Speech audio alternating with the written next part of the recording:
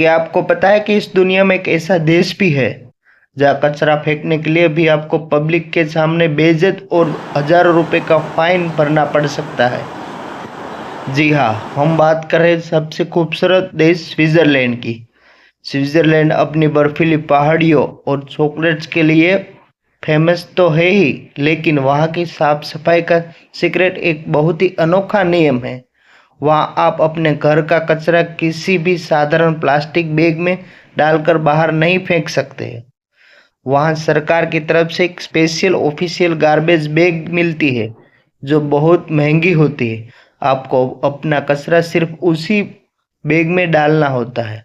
अगर किसी ने पैसे बचाने के लिए साधारण थैली में कचरा फेंक दिया तो वहाँ की गार्बेज पुलिस कुछ कचरे में से खोलकर उसमें से कोई पुराना बिल या एड्रेस ढूंढती है और पता चलते ही इस इंसान के घर बहुत बड़ा चालान भेज दिया जाता है।